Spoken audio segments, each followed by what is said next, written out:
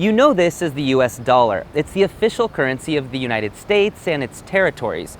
But also, some other countries use it as their official currency too.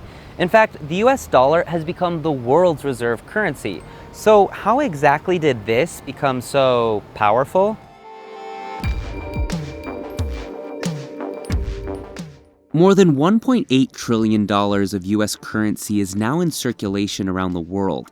And it's believed that 2/3 of $100 bills and nearly half of $50 bills are held outside the US. In fact, the US dollar is the de facto global currency, meaning it's kept by many governments in reserves and that most people and companies trust it for international trade. Even as the coronavirus pandemic wreaked havoc across global markets, wiping out trillions of dollars worth of assets, the US dollar was unaffected by the turmoil. At one point, it soared 4% against a basket of major currencies, namely the euro, pound, yen, Canadian dollar, Swiss franc, and Swedish krona. So why did we see this spike in the value of the US dollar? The dollar is strong because the U.S. economy and because people want to hold dollars and the safety of the U.S. dollar. In times of uncertainty, investors flee to what's known as safe havens, investments expected to hold their value during market turbulence. And you guessed it, the U.S. currency is seen as such. Why? Well, it hails from the world's largest economy, the United States, which is generally politically and economically stable. And while you can be pretty sure that the US dollar's value will fluctuate, it probably won't plunge the way the Turkish lira or Argentinian peso have. All of that demand for the dollar can cause shortages during times of economic crisis, which only exacerbates the larger problem. America's central bank, the Federal Reserve, is responsible for issuing the currency and takes extra measures to prevent a squeeze when there's a rush for the greenback. For example, during the financial and coronavirus crises, it set up a number of swap lines with other major central banks, making sure there is enough money available for investment and spending. This helps stabilize currency markets when the desire for the US dollar surges. So how exactly did the US dollar become a major currency reserve of the world?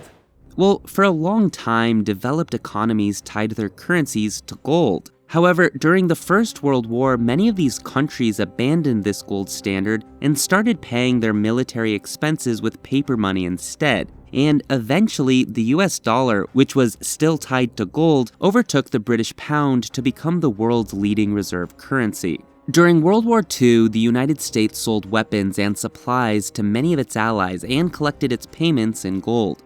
By 1947, the US had accumulated 70% of the world's gold reserves, leaving other nations with a huge disadvantage. To try to remedy this and other financial matters, 44 Allied countries met in Bretton Woods, New Hampshire in 1944. There, they decided that the world's currencies would be pegged to the US dollar, which was in turn linked to gold. As central banks began to build the reserves over time, these dollars were redeemed for gold, dwindling the US's stockpile and igniting concerns about the stability of the US dollar. In 1971, US President Richard Nixon shocked the world when he delinked the dollar from gold. From there, free-floating exchange rates were born, meaning exchange rates were no longer fixed to gold and were determined by market forces instead. Despite periods of market volatility and the inflation that followed, the US dollar has remained the world's reserve currency. Its sheer volume and America's efficient banking system made the notes more convenient and cheaper to trade than other currencies. Today, the vast majority of foreign exchange transactions are done in US dollars, with no other currencies coming anywhere near that.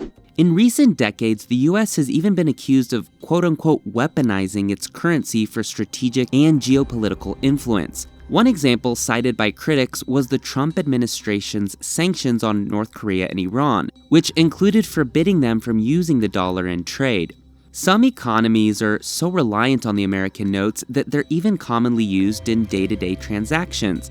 At ATMs in Cambodia, you can even withdraw the greenback from machines. On a global scale, you'll find commodities like metals, energy, and agricultural goods are usually traded in US dollars. Here's an example of how the US dollar influences everyday business deals. Let's say a jewelry company in India wants to sell its products to a Canadian department store. If the Canadian retailer tries to pay in Canadian dollars, the Indian jeweler is likely to say, "I don't know how much this is worth, and I certainly can't use it in India." That department store, meanwhile, could argue that the rupee won't go very far in Canada, so they're both likely to transact in US dollars instead. Those dollars will then be exchanged into rupees in India. Add together the number of transactions happening like this every day, and, well, that's a lot of greenbacks entering foreign economies. So we've established that the US dollar is stable, but you might be wondering, what about other currencies that are stable too, like the Swiss franc or the Singapore dollar, both of which come from politically and economically stable countries too? And yes, while those are fair points, the truth is those countries just have far less influence and economic power.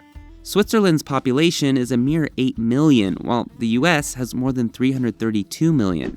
Just look at central banks' foreign exchange reserves worldwide. While the majority of currency reserves are made up of US dollars, the euro makes up nearly 21%, the Japanese yen makes up nearly 6%, and the pound sterling makes up nearly 5%. So could any of these other currencies give the dollar a run for its money? For years, there have been calls for an alternative reserve currency, ranging from countries like China and Russia to intergovernmental organizations like the United Nations. In recent years, some central banks have added the Chinese yuan to their reserves. The cloud of US sanctions has also prompted a desire for some countries to bypass dollar-denominated trading. In 2018, Germany's foreign minister wrote in an op-ed that it is essential that we strengthen European autonomy by establishing payment channels independent of the US. And some are hoping the world's future reserve currency won't be tied to a national government at all. They see cryptocurrencies such as Bitcoin eventually overthrowing the dollar. But even so, any change in the US dollar's strength certainly wouldn't happen overnight. Despite calls for an alternative reserve currency, it's still hard to imagine any other country capable of taking the mantle from the US as the global currency anytime soon. Hey guys, it's Uptin. Thanks for watching. Check out more of our videos and let me know in the comments what currencies could potentially take over the US dollar, if any. While you're at it, subscribe to our channel and I'll see you next time.